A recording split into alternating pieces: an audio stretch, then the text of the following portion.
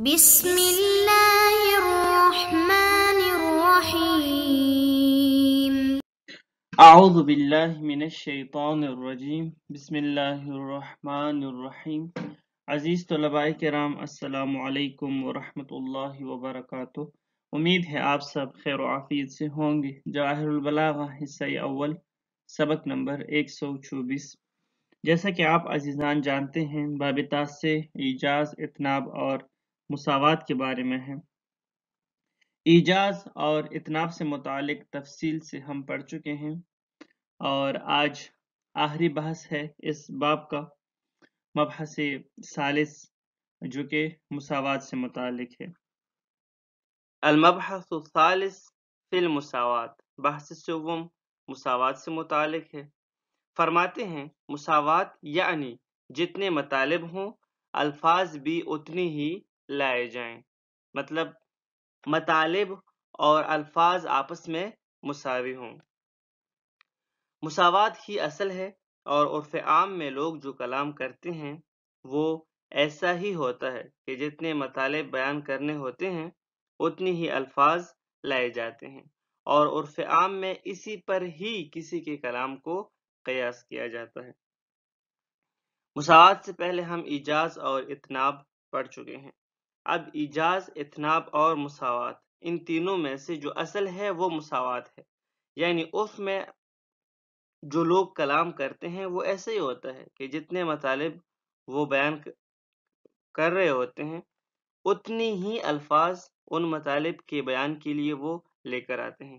اسی طرح عرف میں اگر کوئی بندہ کلام کر رہا ہوتا ہے تو سامنے والا بندہ یہی سمجھ رہا ہوتا ہے کہ جتنے اس نے الفاظ ادا کیے ہیں بس اتنا ہی اس کا مقصد ہے۔ وہی مطالب جن پر اس بندے کے الفاظ دلالت کر رہے ہیں بس وہی مراد لیا ہوگا، اس سے نہ زیادہ اور نہ اس سے کم۔ بس معلوم ہوا کہ مساوات اصل ہے، اور کبھی کبھار ہم بعض اغراض بلاغی کے تحت کلام کو زیادہ فصیح کرنے کے لیے اور کلام میں زیادہ بلاغت پیدا کرنے کے لیے اس اصل سے نکل جاتے ہیں، ایجاز یا اتناب کی طرف۔ اس کا مطلب یہ نہیں ہے کہ مساوات مثلاً بلیغ نہیں ہے، فصیح نہیں ہے، نہیں، بلکہ ایک تو یہ کہ عرف عام میں جو گفتگو ہوتی ہے، شاید پہلے صاحب کتاب کہہ چکے ہیں، پہلے ہم پڑھ چکے ہیں اس کتاب میں کہ عرف عام میں جو گفتگو ہوتی ہے اس میں بھی بلاغت ہوتی ہے، اس میں بھی فصاحت ہوتی ہے ایک خاص درجے تک۔ ایک بات۔ دوسری بات یہ کہ ہو سکتا ہے کبھی مقام ایسا ہو کہ جو تقاضا ہی مساوات کا کر رہا ہوتا ہے، تو اگر حال اور مقام کا تقاضا ہی مساوات ہو تو اب وہاں پر بلیغ گفتگو وہ مساوات والی ہی ہے۔ عبارت کی طرف آتے ہیں، کوئی مشکل نہیں ہے۔ المبحث الثالث فی المساوات، المساوات هي تعدیة المعنى المراد بعبارة مساوية له بأن تكون الألفاظ على قدر المعاني لا يزيد بعضها على بعض، ولسنا بحاجة إلى الكلام على المساواة فإنها هي الأصل المقيس عليه، الدستور الذي يعتمد عليه۔ مساوات یعنی جتنا معنی ہے، جتنے مطالب ہیں، اتنی ہی الفاظ کے ذریعے سے معنی ادا کرنا، یہ ہے مساوات۔ جب الفاظ معانی کے مساوی لائے جائیں، نہ تو معنی زیادہ ہو اور نہ الفاظ زیادہ ہوں، بلکہ جتنے مطالب ہیں اتنی ہی الفاظ لائے جائیں، جتنا معنی ہے اسی کے مطابق الفاظ لائے جائیں، تو یہ مساوات ہے۔ اور فرماتے ہیں کہ مساوات سے متعلق ہمیں تفصیل گفتگو کی ضرورت نہیں ہے، کیونکہ مساوات ہی اصل ہے اور اسی پر ہی لوگوں کے کلام کو قیاس کیا جاتا ہے اور اسی پر ہی اعتماد کیا جاتا ہے۔ اب چند مثالیں یہاں پر لے کر آئے ہیں۔ خداوند تبارک و تعالیٰ کا فرمانا ہے کہ قولہ تعالی وَمَا تُقَدِّمُوا لِأَنفُسِكُم مِّن خَيْرٍ تجدوہ عند اللہ، سورۃ البقرہ آیت نمبر 110۔ مکمل آیت اس طرح ہے کہ وَأَقِیمُوا الصَّلَاةَ وَآتُوا الزَّکَاةَ وَمَا تُقَدِّمُوا لِأَنفُسِکُم مِّن خَیْرٍ تَجِدُوهُ عِندَ اللَّهِ إِنَّ اللَّهَ بِمَا تَعْمَلُونَ بَصِیرٌ، اور نماز قائم کرو اور زکوٰۃ ادا کرو، اور جو کچھ نیکی تم اپنے لیے آگے بھیجو گے اسے اللہ کے پاس موجود پاؤ گے۔ تم جو بھی عمل انجام دیتے ہو اللہ یقیناً اس کا خوب دیکھنے والا ہے۔ اب اس آیت میں یہ جو جملہ ہے وَمَا تُقَدِّمُوا لِأَنفُسِکُم مِّن خَیْرٍ تَجِدُوهُ عِندَ اللَّهِ، جتنا مطلب بیان کیا جا رہا ہے اتنی ہی الفاظ لائے جا رہے ہیں، نہ تو الفاظ کم ہیں اور نہ الفاظ اس مطلب سے زیادہ ہیں۔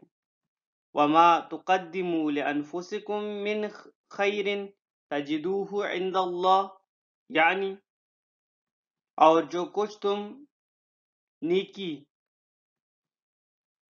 اپنے لیے آگے بھیجو گے اسے اللہ کے پاس موجود پاؤ گے۔ بس الفاظ جتنے ہیں اتنا ہی مطلب ہے، جتنا مطلب ہے اتنے ہی الفاظ لے کر آئے ہیں۔ ایک اور آیت مجیدہ بطور مثال لے کر آئے ہیں، وَكَقَوْلِهِ تعالی، خداوند تبارک و تعالی کا فرمانا ہے كُلُّ امْرِئٍ بِمَا كَسَبَ رَہِینٌ، سورۃ الطور آیت نمبر 21 ہے۔ ہر شخص اپنے عمل کا گروی ہے۔ اب یہاں پر ہم دیکھتے ہیں کل امرئ، ہر شخص، بما کسب رہین، اپنے عمل کا گروی ہے۔ تو جتنے الفاظ ہیں اتنا ہی اس کا معنی ہے، نہ تو ایسا ہے کہ مثلا معنی کم ہے الفاظ زیادہ ہے، اور نہ ایسا ہے کہ مطالب زیادہ ہوں اور الفاظ کم ہوں۔ وَكَقَوْلِهِ تعالی، اسی طرح ایک اور مثال قرآن مجید سے لے کر آئے ہیں، خداوند تبارک و تعالی کا فرمانا ہے من کفر فعلیہ کفرہ، سورۃ الروم آیت نمبر 44۔ یہ مکمل آیت اس طرح ہے کہ من کفر فعلیہ کفرہ ومن عمل صالحا فلانفسہم یمہدون، جس نے کفر کیا اس کے کفر کا ضرر اسی کے لیے ہے، اور جنہوں نے نیک عمل کیا وہ اپنے لیے ہی راہ سدھارتے ہیں۔ اب یہاں پر اس آیت میں جو جملہ ہے من کفر فعلیہ کفرہ، جتنا مطلب بیان کیا جا رہا ہے اتنی ہی الفاظ لے کر آئے ہیں، اتنا مطلب اتنی ہی الفاظ کے ذریعے ادا کیا جا سکتا ہے۔ من کفر فعلیہ کفرہ، یعنی جس نے کفر کیا، من کفر فعلیہ کفرہ، اس کی کفر کا ضرر اسی کے لیے ہی ہے۔ آیات کے بعد ایک حدیث کو بھی بطور مثال لے کر آئے ہیں، وقول نبی صلی اللہ علیہ وآلہ، رسول خدا صلی اللہ علیہ وآلہ وسلم کا فرمانا ہے انما الاعمال بالنیات ولکل امرئ ما نوی، بے شک کہ اعمال کا دار و مدار نیتوں پر ہے، نیت پر ہے، اور وَلِكُلِّ امْرِئٍ مَا نَوَى، اور ہر انسان کو اس کی نیت کے مطابق ہی نتیجہ ملے گا۔ یہ حدیث شیعہ و اہل سنت درجہ اول کی کتابوں میں موجود ہے۔ صحیح بخاری کی یہ پہلی حدیث ہے، انما الاعمال بالنیات وَلِكُلِّ امْرِئٍ مَا نَوَى فَمَنْ كَانَتْ هِجْرَتُهُ إِلَى دُنْيَا يُصِيبُهَا أَوْ إِلَى امْرَأَةٍ يَنْكِحُهَا فَهِجْرَتُهُ إِلَى مَا هَاجَرَ إِلَيْهِ۔ تمام اعمال کا دار و مدار نیت پر ہے، اور ہر عمل کا نتیجہ ہر انسان کو اس کی نیت کے مطابق ہی ملے گا۔ پس جس کی ہجرت دولت دنیا حاصل کرنے کے لیے ہو یا کسی عورت سے شادی کی غرض سے ہو، پس اس کی ہجرت انہی چیزوں کے لیے ہوگی جن کے حاصل کرنے کی نیت سے اس نے ہجرت کی ہے۔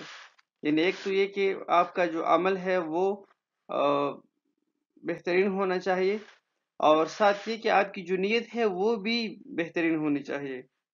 عمل جتنا ہی بہترین ہو، نیت میں کوئی مسئلہ ہو، نیت میں خلوص نہ ہو، تو وہ عمل پھر قابل قبول نہ ہوگا۔ وہ مولا علیہ السلام کا فرمانا ہے نا کہ عمل انجام دینا اتنا مشکل نہیں ہے جتنا نیت کو خالص رکھنا مشکل ہے۔ فإن اللفظ على قدر المعنى لا ينقص عنه ولا يزيد عليه۔ تو فرماتے ہیں کہ یہ اوپر جتنی بھی آیات ہیں یا جو یہ روایت ہے، تو جتنا اس میں معنی بیان کیا جا رہا ہے اتنی ہی الفاظ لائے گئے ہیں۔ اب اس کا مطلب یہ نہیں ہے کہ بس اس روایت کا یہی معنی ہے، دوسرے مطالب اس سے نہیں نکل سکتے یا ہم نہیں نکال سکتے، یا ان میں سے یہ جو آیات لے کر آئے ہیں بس ان میں سے ہر ایک آیت کا یہی ایک ترجمہ کیا جا سکتا ہے، اس کے علاوہ ان سے مطالب نہیں نکالے جا سکتے۔ نہیں، ایسا نہیں ہے۔ ان میں سے ہر ایک آیت کو یا اسی طرح اس روایت کو پورے خمسے یا عشرے کا موضوع رکھا جا سکتا ہے۔ بات یہ نہیں ہے، بات یہ ہے کہ جتنے مطلب کو سمجھانے کے لیے جو الفاظ لائے گئے ہیں بس وہ کافی ہیں۔ یہ جو مطلب سمجھایا جا رہا ہے اس کے لیے اتنے الفاظ ہی کافی ہیں۔ یہ الفاظ اس مطلب سے نہ تو کم ہیں نہ زیادہ ہیں۔